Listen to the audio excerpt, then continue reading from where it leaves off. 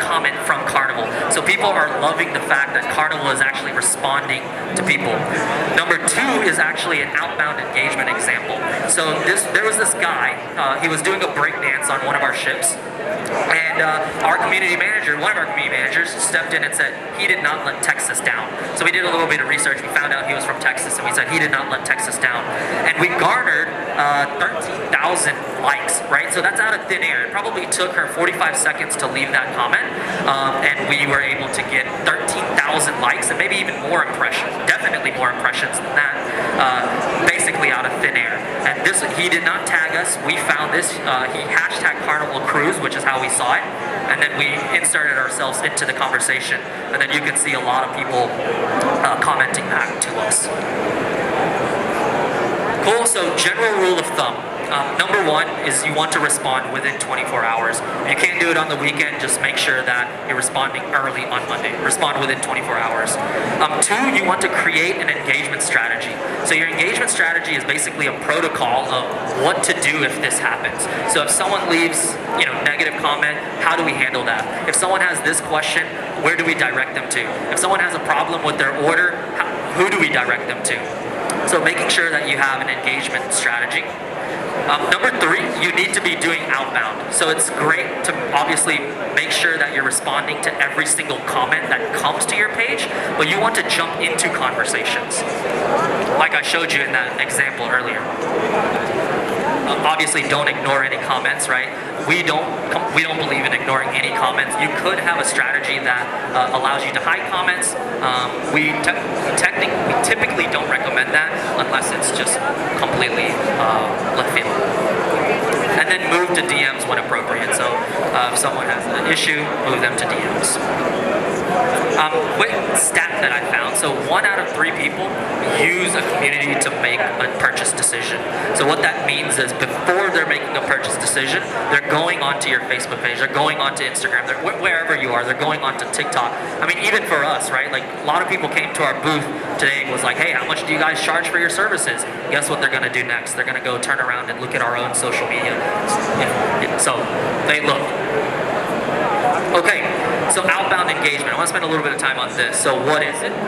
It's jumping into relevant conversations on specifically Instagram and Twitter. You can also do it on TikTok now. It's not something that we do yet. Like I mentioned, this is a service that we are developing and will eventually do it. But the other platforms don't allow it. So you can't jump into a conversation on Facebook on behalf of a brand. So a brand can't come to your personal profile and then leave a comment. But on Instagram you can, and it's very powerful. It's actually one of the only ways you can still grow your Instagram following without having to pay for an ad budget. So whenever someone comes to us and they say, well, our objective is to grow our Instagram following, there's a couple of ways to do that without money, and this is the only way, to do that without money.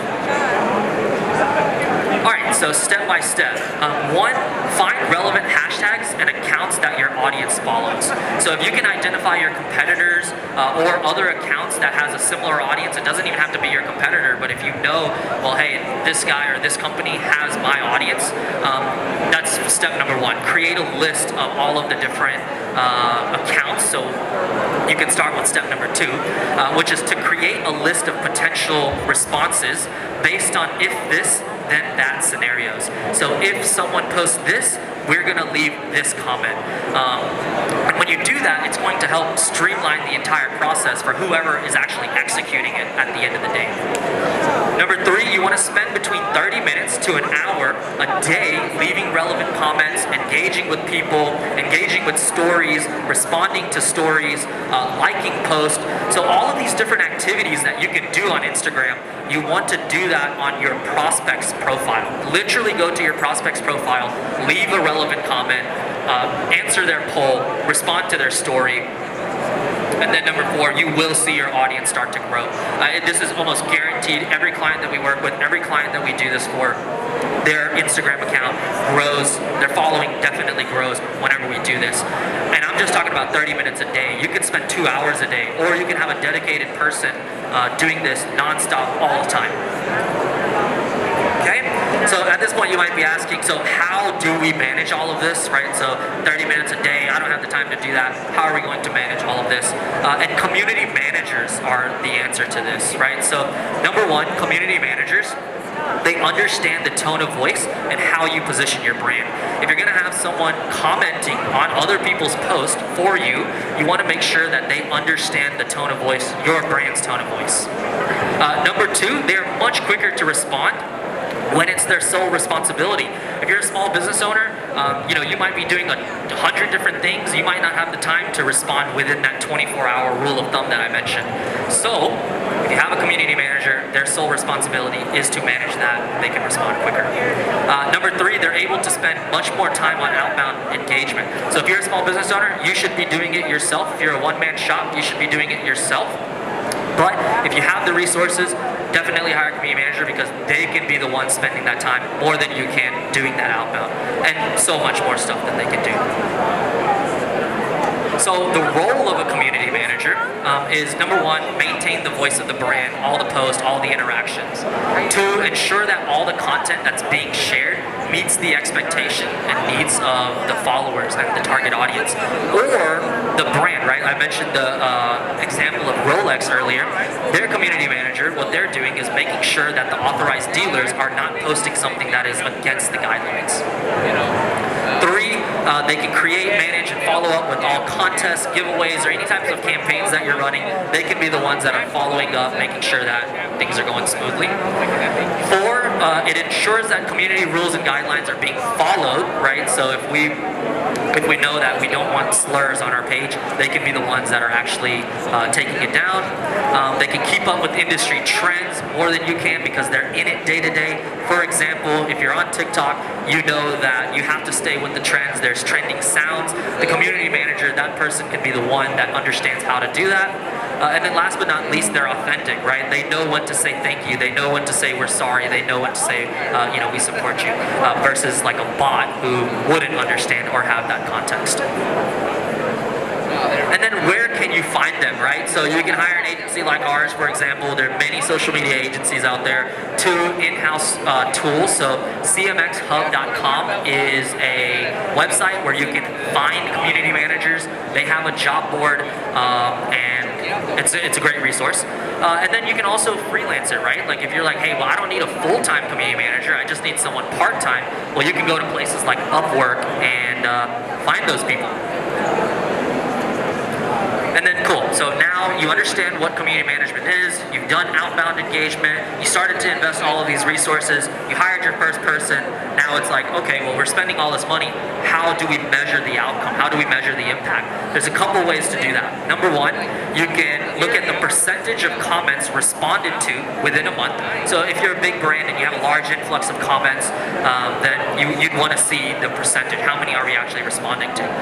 For example, our goal at Carnival is about 20% of messages right now need to be responded to. And the reason that 20% is there is limited by resources. So if we want to take it to 40%, we need to add another community manager on the account. Two, you can look at average response time, right? Are we responding within an hour? Are we responding within 24 hours? I mean, if you can do it within an hour, great. Three, the volume of comments or DMs per platform. So is it like how many messages are you actually getting? You can measure that. And obviously the goal of social is when you're posting, you're trying to foster engagement. You're trying to get more comments. You're trying to get more DMs. And if that's not growing month over month, then something's not working. So month over month percentage change in message volume. And then last but not least is the number of monthly outbound touch points. So you can quite literally ask your community manager and say, how many comments did you leave this month? Was it 100 or was it 1,000? And that could significantly impact the exposure. Okay, key takeaways. So number one, don't ignore community management. We see a lot of, like literally still huge brands. We see this all the time where they just don't even respond to people. Big brands.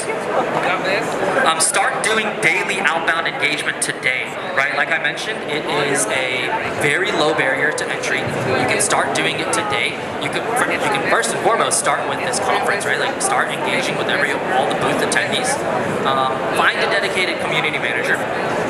I gave you guys a couple of resources where you can find those, so CMX Hub or Upwork or an agency. Develop a comprehensive strategy and know when and how to respond.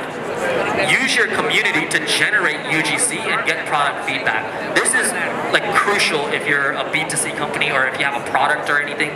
You should have UGC in your strategy. You should be collecting content from your users that you can ultimately use in ads or organic. And then obviously make sure to analyze the impact of your community management. Cool, thank you guys. My name is Keith and we are doing a lot of different things. Our booth is back that way.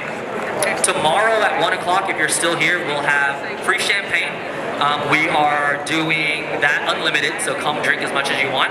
We're doing a complimentary social audit, so we typically sell these for $1,300, but for B2B attendees, we're doing it for free. Just come by the booth and we'll hook you up. And then what else we got? Oh, free professional headshots. So if you need a new LinkedIn picture, our booth has a photographer, a great photographer, and he can get you a headshot.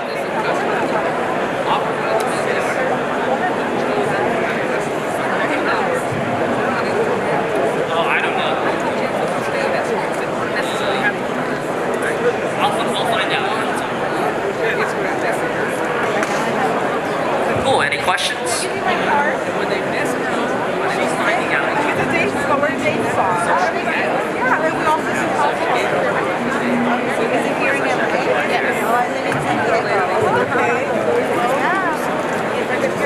Yeah, any questions? The booth is socially in, so it's that way. Follow Eddie.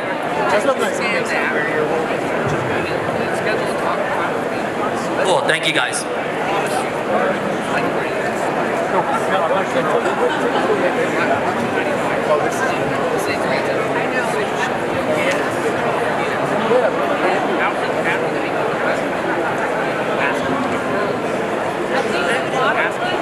219. Booth 219.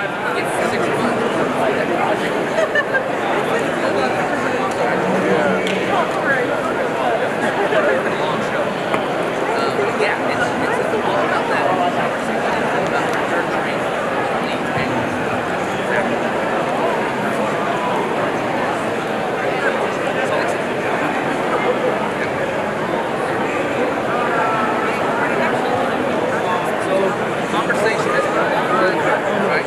Schedule that